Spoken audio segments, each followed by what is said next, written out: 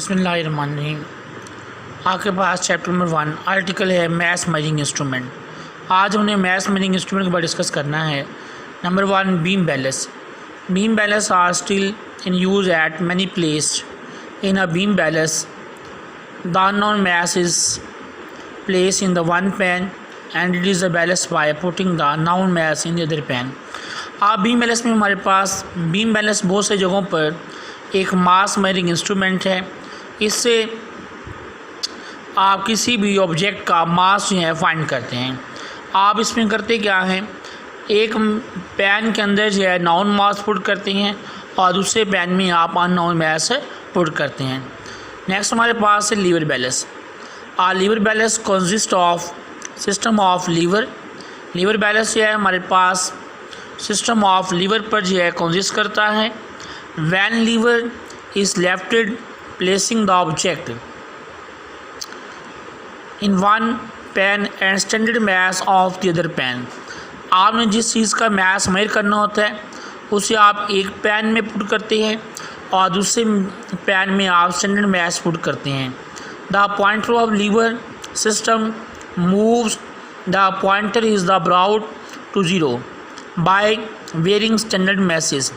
तो आगे पास वो जो पॉइंटर है वो मूव करता हुआ हमारे पास कहाँ पर आ जाएगा, ज़ीरो पर।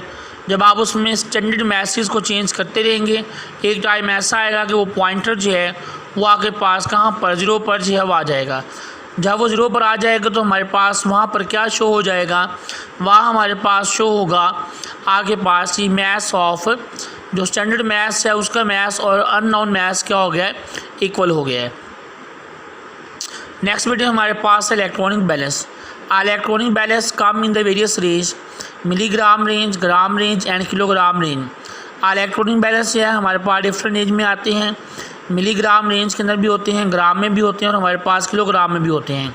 Before measuring the mass of a body, आप मास मेजर करने से पहले इस स्विच ऑन, सबसे पहले आप क्या करेंगे, इसका स्विच जो ऑन करेंगे and its reading is set to zero. और फिर आप इस रीडिंग कहाँ ले जाएंगे, ज़ीरो पर। Next place by the object, next place by the object to be the weighted. और फिर आप क्या करते हैं, आप उस मैस का वेट जो है, जो रीडिंग होती है वो आगे पास उस ऑब्जेक्ट का वेट जो है वो आपको देती है। The reading on the balance give you the mass of the body place over it. जो हमारे पास रीडिंग है हमारे पास बैलेंस की, वो हमें क्या देती है, उसकी आपके पास मास की वेट की जो है रीडिंग आपके पास शो करती है कि हमारे पास इस बॉडी का वेट हमारे पास कितना है। नेक्स्ट आपके पास बेटे है stop watch. A stop watch is use in to measure the time interval of an event. आगे पास स्टॉप वॉच क्या काम करती है, किसी भी इंटरवल का, आगे पास किसी भी इवेंट के इंटरवल का टाइम नोट करती हैं। There are the two types of stop watch. ये हमारे पास दो टाइप्स की स्टॉप वॉच होती है। नंबर 1 मैकेनिकल, नंबर 2 क्या है, डिजिटल। दोबारा सुने हमारे पास स्टॉप वॉच क्या है। स्टॉप वॉच एक टाइम मेजरिंग इंस्ट्रूमेंट है। ये किसी भी इंटरवल का जो है वो टाइम फाइंड करती है। स्टॉप वॉच आपके पास दो टाइप की होती हैं। नंबर 1 जो आगे पास मैकेनिकल, नंबर 2 आगे पास डिजिटल। आप वन डिस्कस करते हैं। Number 1 a mechanical stop watch is an instrument measuring a time interval up to minimum 0.1 second. जो आगे पास मैकेनिकल स्टॉप वॉच है इससे आप 0.1 सेकेंड तक टाइम नोट कर सकते हैं। नंबर 2 है a digital stop watch commonly use in the laboratory can measure a time interval as small as 1/100 second or 0.01 second. यानी जो मैकेनिकल स्टॉप वॉच है उससे आप टाइम जो है 0.1 सेकेंड तक, जबकि डिजिटल स्टॉप वॉच से आप 0.01 सेकेंड तक टाइम जो है वो आप नोट कर सकते हैं। नेक्स्ट हमारे पास है how to use stop watch. आप स्टॉप वॉच को इस्तेमाल कैसे करते हैं। आप दो टाइप की स्टॉप वॉच बताइए आपको बेटे आपके पास। पहली जो है वो आपके पास मैकेनिकल, दूसरी हमारे पास क्या है आगे part digital. Number 1 mechanical stop watch has knob, इसमें आगे पास क्या होती है एक नोब होती है, that is use to wind the spring, जो आगे पास स्प्रिंग को that use to wind the spring that power the watch, ये हमारे पास स्प्रिंग को पावर प्रोवाइड करती है। It can also be use as start stop and reset button, और ये जो हमारे पास नोब है ये स्टार्ट स्टॉप और रीसेट बटन के काम आती है। The watch start when the knob is the press once, जब आप पहली मरतबा जो है नोब को प्रेस करते हैं ये स्टार्ट होती है। When press second time it stop, जब आप सेकेंड टाइम प्रेस करते हैं हमारे पास स्टॉप हो जाती है। The watch while the third press begin the needle back to zero position, लेकिन जब आप इसे थर्ड टाइम प्रेस करते हैं तो आगे पास ये बैक होकर कहाँ पे आ जाती है बेटे, आगे पास ज़ीरो पर। देखें मैकेनिकल स्टॉप वॉच को आपकी इसमें एक नोब होती है, जब आप नोब को फर्स्ट टाइम प्रेस करते हैं तो स्टार्ट होती है, जब आप नोब को सेकंड टाइम प्रेस करते हैं तो हमारे पास स्टॉप होती है, और जब आप नोब को थर्ड टाइम प्रेस करते हैं तो आगे पास ये क्या हो जाती है, आगे पास रीसेट यानी back to zero position. Next हमारे पास है uses of digital stop. The digital stop watch start to indicate the timing lapse or the start and stop button is the pressed. As soon as stop and stop button pressed again it stop, यानी digital stop watch के ऊपर जो है ये भी time lapse को indicate करती है। इसके ऊपर हमारे पास दो बटन होते हैं, एक बटन जो है हमारे पास स्टार्ट स्टॉप करता है, दूसरा बटन जो है हमारे पास रीसेट करता है। जब आप स्टार्ट और स्टॉप बटन को फर्स्ट टाइम प्रेस करते हैं तो आगे पास ही स्टार्ट होती है, जब आप उसे सेकंड टाइम प्रेस करते हो हमारे पास क्या हो जाती है, स्टॉप आपके पास हो जाती है। A stop and indicate the time interval recorded bytes between the start and stop of an event. A reset button restores its initial zero setting. आगे पास एक रीसेट बटन होता है जो उसको दोबारा जो है वापस कहाँ ले जाता है, आगे पास ज़ीरो पर। नेक्स्ट आगे पास है measuring instrument. Measuring cylinder is a glass और ट्रांसपेरेंट प्लास्टिक सिलेंडर। आगे पास एक मेजरिंग सिलेंडर जो है ये आगे पास गिलास का, शीशे का या ट्रांसपेरेंट प्लास्टिक सिलेंडर होता है।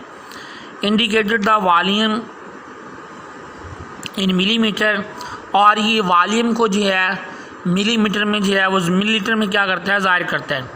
Measuring cylinder have different capacities from 100 ml to 2500 ml। दोबारा सुने, मेजरिंग सिलेंडर से आप वॉल्यूम फाइंड करते हैं। ये गिलास या प्लास्टिक बना हुआ होता है, इसकी जो आगे पास रेंज है वो आगे पास 100 ml से लेकर 2500 ml तक है। उसके बाद है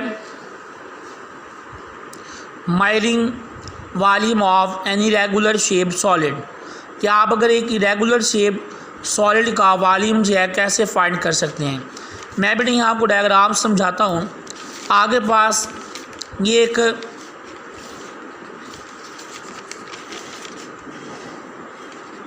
आगे पास यहाँ पर ये एक सिलेंडर है आपके पास, इसमें आपने पहले लिक्विड जो है वो क्या करना है, पुट करना है।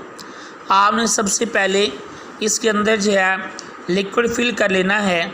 अगर आप सपोज़